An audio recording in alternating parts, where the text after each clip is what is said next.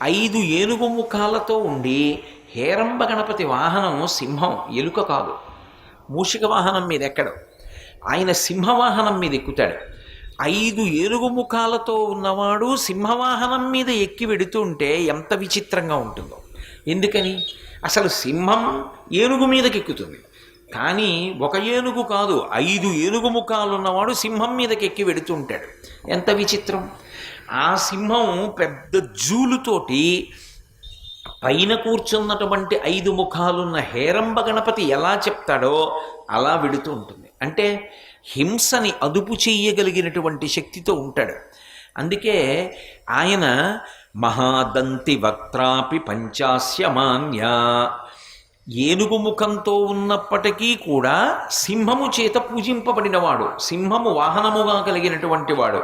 తల్లి పార్వతీదేవికి సింహము ఎలా వాహనంగా ఉంటుందో, కొడుకైనటువంటి విఘ్నేశ్వరుడు కూడా హేరంబ గణపతిగా ఉంటే సింహాన్ని వాహనంగా చేసుకుని ఉంటాడు.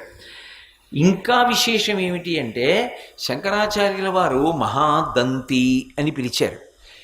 ఏనుగు అని పిలవాలంటే అబ్బో బోల్డ్ అన్ని పేర్లు ఉన్నాయి. గజము అనొచ్చు, కుంజరము అనొచ్చు, ఎన్నో పేర్లు ఉన్నాయి. కానీ శంకర భగవత్పాదులు ఆ పేర్లు వాడలేదు, మహాదంతి అన్నారు.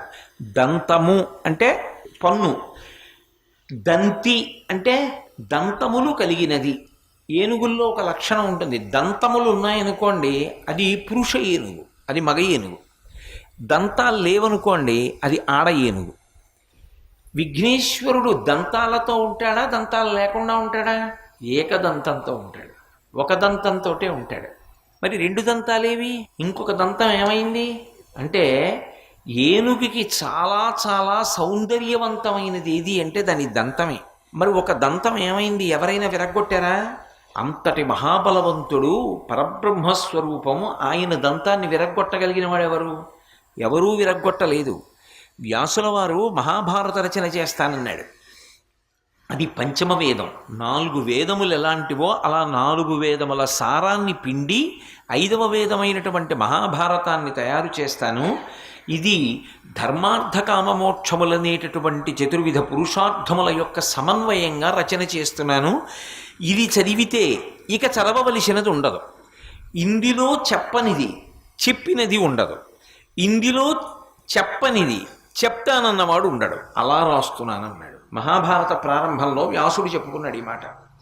ఇందులో చెప్పనిది ఇంకొక చోట చెప్పినది లోకమునందు ఉండదు, ఇంకొక చోట చెప్పినది ఇందులో చెప్పినదే ఉంటుంది. అంత గొప్పగా పంచమవేద రూపంగా నేను మహాభారతాన్ని లోకానికి అందిస్తున్నానన్నాడు. ఎందుకని? వ్యాసుడు సాక్షాత్తు నారాయణ స్వరూపుడు, వ్యాసో నారాయణ స్వయం. కాబట్టి అంత పెద్ద మహాభారత రచనకి పూనుకున్నాడు. మా భారతము అంటేనే పెద్దది అని గుర్తు. భారతము అంటే చాలా పెద్దది అని ఒక అర్థం. అటువంటి భారతాన్ని వ్రాయాలి. ఎలా వ్రాయాలి అంటే, వ్యాసుల వారు ఆపే వరకు చేయి పెడుతోందండి అనకూడదు, లేకపోతే సిర అయిపోయిందండి అనకూడదు, ఘంటానికి ముళ్ళు విరిగిపోయిందండి అనకూడదు. ఆయన చెప్తున్నంతసేపు వ్రాస్తూనే ఉండాలి. ఎవరు అలా వ్రాయగలిగిన వాడని అడిగారు. ఎవరూ ముందుకు రాలేదు. అమ్మ బాబోయ్ మేమెక్కడ రాయగలం, మా వల్ల కాదన్నారు. వ్యాసుల వారు ఒకసారి కూర్చుంటే కొన్ని నెలలు చెప్తాడు. కొన్ని నెలలు అన్నపానాదులు లేకుండా ఎవరు రాస్తారు? ఒక్క తప్పు రాకూడదు. ఎవరు వ్రాయగలరు? ఏ వ్రాయసగాడు ముందుకు రాలేదు. అప్పుడు విఘ్నేశ్వరుడు ముందుకు వచ్చాడు, నేను వ్రాస్తానన్నాడు. సాక్షాత్తు మరి మేనమామ నారాయణమూర్తే కదా వ్యాసుడిగా వచ్చాడు. మేనల్లుడిగా లోకానికి ఉపకారం చేస్తానన్నాడు. నువ్వింత ఉపకారం చేస్తున్నావు, నేను ఆ ఉపకారంలో పాత్ర తీసుకుంటాను, నేను వ్రాస్తా మహాభారతాన్ని. చెప్పు, ఎంత చెప్తావు? సర్వం శ్రీ ఉమామహేశ్వర పరబ్రహ్మార్పణమస్తు. స్వస్తి.